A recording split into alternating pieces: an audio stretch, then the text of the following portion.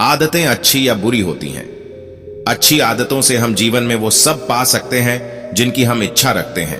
दूसरी तरफ बुरी आदतें हमसे सब कुछ छीनने की शक्ति रखती हैं। आदतें हजारों तरह की होती हैं, लेकिन अगर हम किसी भी आदत को जरूरत से ज्यादा दोहराते हैं तो वह बुरी आदत बन जाती है। जैसे खाना कोई बुरी आदत नहीं है, लेकिन ज्यादा खाना या खाते ही रहना एक बुरी आदत है। बोलना कोई बुरी आदत नहीं है, मगर ज्यादा या बेवजह बोलना एक काफी बुरी आदत है।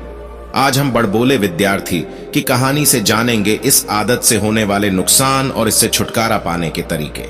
दोस्तों, कहानी में आगे बढ़ने से पहले अगर आपने चैनल को सब्सक्राइब नहीं किया है तो चैनल को सब्सक्राइब अवश्य कर ले और साथियों वीडियो को पूरा अंत तक जरूर देखें।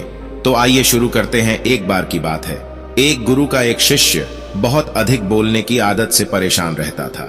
जब भी वह किसी से मिलने के बाद अपने दोस्तों के सामने उस व्यक्ति के बारे में अपने विचार देना शुरू कर देता, चाहे कोई उससे पूछे या नहीं।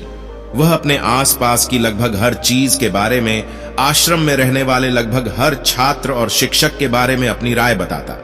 उसकी अपनी सकारात्मक या नकारात्मक राय थी, जिसे वह बिना सोचे समझे लोगों के सामने रख देता। जब भी आश्रम में रहने वाला कोई अन्य छात्र उसके पास कोई समस्या लेकर आता तो वह उसकी पूरी बात सुने बिना उसे सलाह देना शुरू कर देता। वह अक्सर अपने दोस्तों से कहता रहता था कि तुम इस काम को ऐसे करो, वह काम ऐसे ही करना चाहिए। उसे अपने आसपास की चीजों के बारे में जो भी आधा अधूरा ज्ञान था, वह बीच बीच में गपशप के दौरान बात करके उस ज्ञान का ढोंग करता था। उसकी इन्हीं हरकतों के कारण आश्रम के किसी भी छात्र या शिक्षक कभी उसे गंभीरता से नहीं लेते। अक्सर उसके साथ पढ़ने वाले छात्र उससे दूर रहने की कोशिश करते थे, क्योंकि वह उन्हें हर बात पर सलाह देता था। कोई नहीं चाहता था कि वह उनका दोस्त बने। हर कोई उससे दूर रहना पसंद करता था और अक्सर आश्रम में रहने वाले अन्य छात्र उसकी पीठ पीछे उसकी इन आदतों के लिए उसका मजाक उड़ाते थे। वह लड़का खुद भी जानता था कि उसके बहुत बोलने की आदत के कारण उसे कोई पसंद नहीं करता। वह भी इस आदत को बदलना चाहता था, लेकिन चाहकर भी हर बात पर अपनी राय देने की आदत नहीं छोड़ पाता था। एक दिन वह अपने गुरु के पास गया और अपनी सारी समस्या गुरु को बताई। गुरु ने कहा, बेटा, वही व्यक्ति जरूरत से अधिक बोलता है जो सोचता है कि वह सब कुछ जानता है। ऐसा व्यक्ति जो मानता है कि वह बहुत कम जानता है और अभी भी बहुत कुछ सीखना है, वह कभी भी अधिक नहीं बोलता है और न ही अपनी राय देता है। तो पहले अपने अंदर से यह अभिमान दूर करो कि तुम सब कुछ जानते हो। शिष्य ने गुरु के सामने सिर झुकाया। गुरु ने कहा, बेटा, मैं एक दिन में आपकी बहुत ज्यादा बात करने की आदत एकदम से खत्म नहीं होगी। आपको धीरे धीरे अपने अंदर से यह आदत खत्म करनी होगी। लेकिन मैं तुमको यह जरूर बता सकता हूं कि तुम्हें किन मौकों पर चुप रहना चाहिए ताकि तुम खुद को दुखी होने और किसी बड़ी परेशानी में पड़ने से बच सको। शिष्य ने गुरु की बात से सहमत होते हुए हां में सिर हिलाया। गुरु ने कहा, बेटा, इन 5 अवसरों पर प्रत्येक व्यक्ति को अपना मुंह बंद रखना चाहिए। 1, जब आपको लगे कि आपकी बातों से कोई आपकी भावनाओं को नहीं समझ सकता तो उस समय आपको चुप रहना चाहिए। अक्सर हम अपने दुख दर्द लोगों को बताना शुरू कर देते हैं, जबकि हमारे आसपास रहने वाले ज्यादातर लोगों को इस बात से कोई फर्क नहीं पड़ता कि हमारे जीवन में क्या चल रहा है। हर व्यक्ति को केवल अपनी परवाह है। वह केवल अपने बारे में बात करना चाहता है। वह केवल अपने बारे में सुनना चाहता है। उसे हमारे जीवन की परेशानियों की परवाह नहीं होती और वह हमारे बारे में सुनना नहीं चाहता है। वह आपकी दुखद कहानी 1 या 2 बार सुन सकता है, लेकिन उसके बाद वह आपसे दूर भागना शुरू कर देगा, क्योंकि कोई भी दुखी होना पसंद नहीं करता है।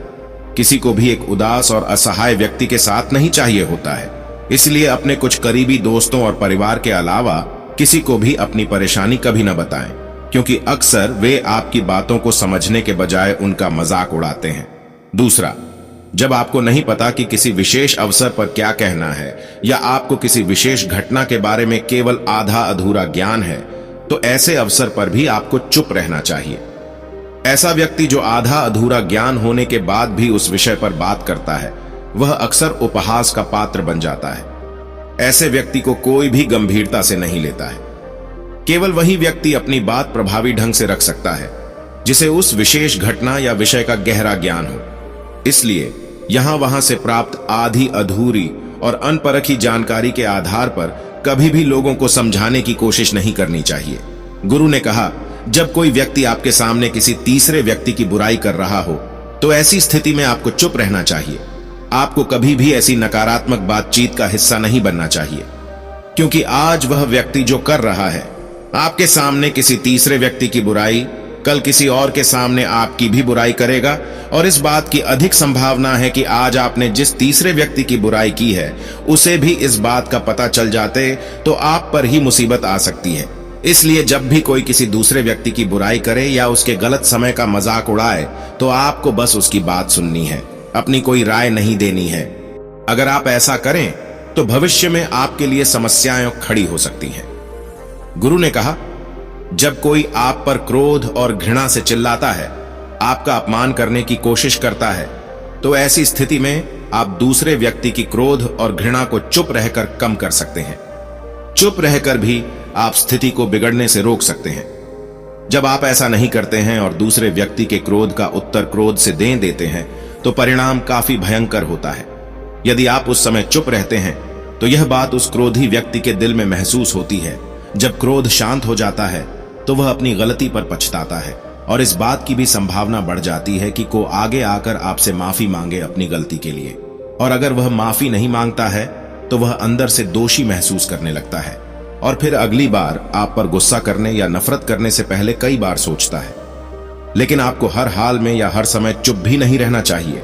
अगर कोई गलत कर रहा है तो उसका जवाब आपको देना चाहिए, क्योंकि कुछ लोग ऐसे भी होते हैं जो हमारी खामोशी को हमारी कमजोरी समझते हैं। गुस्से में चुप रहने का यह तरीका केवल परिवार, करीबी रिश्तेदारों और कुछ करीबी दोस्तों के लिए ही सही है, हर इंसान के लिए नहीं। अगर आप हर जगह खामोश रहने लगें तो इसका गलत इस्तेमाल भी हो सकता है। गुरु ने आगे कहा, 5वां, जब कोई व्यक्ति अपने जीवन की कोई दुखद घटना या अपने जीवन की परेशानी साझा कर रहा हो, ऐसे में आपको चुप रहना होगा और सिर्फ उसकी बातों को सुनना होगा। ज्यादातर लोग ऐसे हैं कि उनके सामने किसी ने उनकी समस्या सुनाई नहीं कि उन्होंने समाधान देना शुरू कर दिया। हालांकि जब कोई व्यक्ति अपनी समस्या हमारे साथ साझा कर रहा है तो वह हमसे किसी सुझाव की उम्मीद नहीं करता है। वह चाहता है कि हम उसकी बात ध्यान से सुनें, क्योंकि जब हम उनकी बात सुनते हैं उस व्यक्ति को आंतरिक शांति मिलती है। उसे लगता है कि कोई मेरी बातों को समझता है। अधिकांश समय जब लोग अपनी समस्याओं को हमसे साझा करते हैं तो वे हमें केवल अपनी बात बताना चाहते हैं।